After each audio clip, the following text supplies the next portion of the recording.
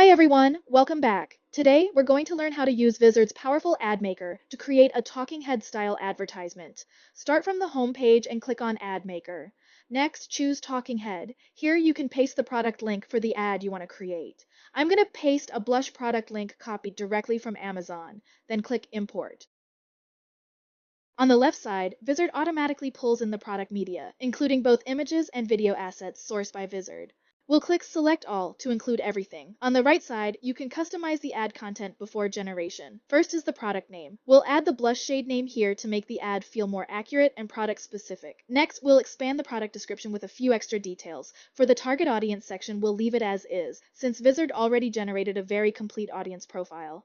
Then we'll make a few additions to the main message to better match the tone we want. Now click here to choose your preferred avatar. I'm going with Emily since her look fits beauty product content really well. After that, select your favorite subtitle style. And finally, click Generate Ad. Just like that, your talking head ad is ready, complete with an AI avatar, product visuals, and fully generated ad content.